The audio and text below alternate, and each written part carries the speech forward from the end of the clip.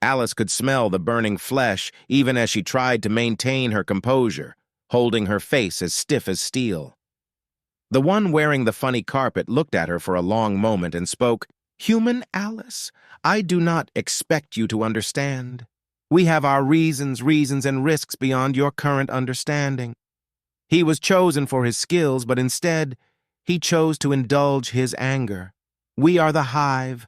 I expect he will behave better when or if he is returned.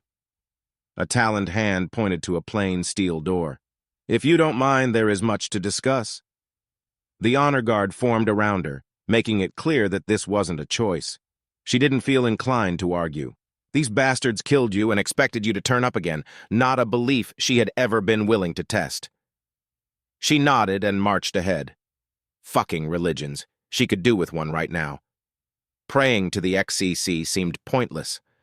The steel door slid open, opening into a stone chamber that seemed to reach deep into the dark. She tried to test the gravity, but it seemed they had plates in place. She knew the last ship had never touched an atmosphere, so this must be a moon, maybe an asteroid. Still, the middle of dumbfuck nowhere as far as she could tell. In front of her was a table, a few containers of what she hoped was vodka and some empty plates. She turned to the guy in the curtains and said, "If this is an invitation to dinner, I have an app for that. This seems like a lot of work." She didn't wait for a response and instead took the chair at the top of the table and grabbed a bottle. She opened it and sniffed. "Water. That the best you can do? I've had a long day." The cardinal was beginning to sympathize with the priest. He had hoped the execution might cow the human, but instead it seemed to encourage it. A swift wave of his hand sent a bolt of plasma that struck its central mass, sending it falling from his chair and sprawling across the floor. He sent 2 of his guards to collect her up and place her on the appropriate seat, hoping his queen was correct about the human's ability to endure such treatment. Alice was still holding the bottle when one of the guards raised his gun. Shit. She had pushed too far. The bolt caught her right in the chest, sending her flying. The rage was all that survived the blow, all hope and charity now gone. Fuck it. She had no reason to play nice, and these assholes seemed far too fucking likely to just kill her. She had held onto the bottle even as she bounced off the floor. Then she saw 2 guards moving in, maybe to check if she was dead. Her head was still hazy from the bolt and the fall, so she didn't wait around to find out and leapt at the first one, smashing the bottle heavily against its head. Then she grabbed the chair and punched out at the second one. It collapsed even as the chair broke in half. She leapt onto the table intending to attack the big fucker in fancy dress before the other guard shot her in the head. Too late. Darkness fell. The cardinal had never seen a human in action, simply read the reports. He stood frozen as the creature crushed the skull of one guard with a water bottle even as it grabbed his seat and flattened the second guard. Then it had leapt onto the table with a face that had screamed death at him. His guards, perhaps with more wisdom than he had shown, had their weapons ready and blasted the thing from 3 sides, sending it to oblivion. He managed to stop them before they continued to fire. If it died here, he would join it in death. He sensed that the queen was already displeased. Then the queen growled in his mind, "I said to feed it, not kill it. Should it not recover and I need to spend more lives and ships on this, you will be next. I gave you a brain. Use it." Alice awoke with a hell of a headache and the silent thanks of the cardinal. One of her feet appeared to be chained to the floor, although her brain was still a little hazy about the details. She leaned back and groaned. "What the fuck was that about? I just asked for a drink. What are you going to do when I need a piss?" She glances around. Great. There were now 6 more guards and they all looked worried. She looked at the 2 bodies being carried from the room and back at the guards. Okay. Not her finest moment, but then they had shot her. That makes it fair, right? She had never killed anyone before, but she had enough training to push that to the back of her mind. Right now, she was living Intel 101. The angry ghost of her instructor was practically visible. Someone somewhere wants to know what you know. Someone wants to know what it takes to break a human and use that against us. If we don't think you can deal with that idea, then you can take a discharge and go home. We don't expect you to endure it forever, but we expect you to fight it. Every second you gain will mean more time for the next poor bastard. Your brain will be the only weapon you have, so use it. Do whatever it takes to stay alive. Stay on our side and remember that many have died to learn these lessons. We begin with the concept of failure and why it doesn't apply to you. The cardinal had remained standing rather than sit close to the human. We were not expecting such murderous behavior from one such as you. Those were fine men that you so brutally killed. Men just doing their job, no more than you would expect of your own crew. I thought better of humans.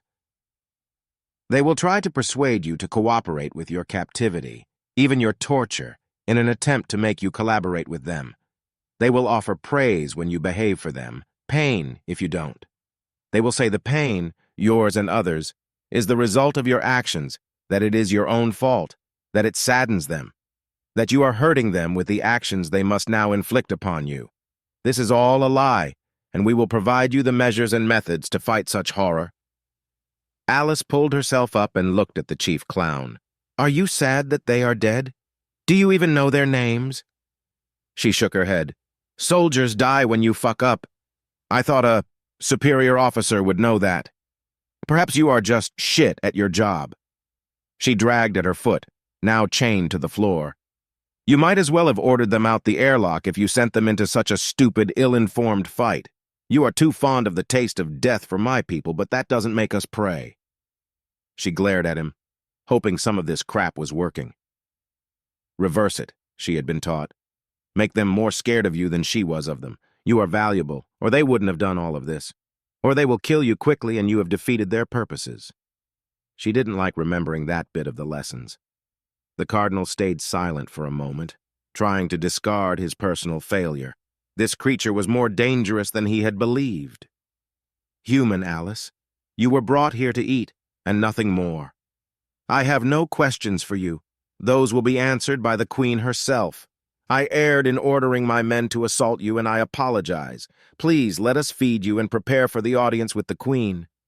Apologies are cheap. If they are holding a gun to your head, treat them as a way of buying time. Be gracious and steal the advantage. Demand something, anything, even if it's a cloth to wipe the blood from your face. Alice let a brief smile cross her face. Thank you. I'd like to clean up if I could. Violence offered, violence received, remember. I do not take kindly to such things, but I am not here to offer offense needlessly. She looked down at the chain and then back at the twat in charge. A bathroom would be useful right now. One of the guards answered some unseen command and moved to unlock the chain, putting it instead around his arm. She kept her face expressionless as the idiot attached it to his weapon's arm. God, these people were useless. She found herself pushed towards a cubicle, the chain rattling between her and the guard. She began wrapping it around her fist, invisible to the creature behind her. She slowed her pace so that it wasn't too obvious, but frankly, she figured their security had never been tested against a human. Was she supposed to forget that they had just shot her, kidnapped her?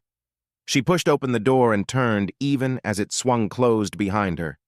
The Lizard King pushed his way in, oblivious to the risk even as she swung a punch that smacked him straight into the door, sealing it with a thump, and left it slumping to the floor. She shook her hand, the pain of the blow radiating up her bones. Hitting things was stupid and hurt a lot more than she remembered.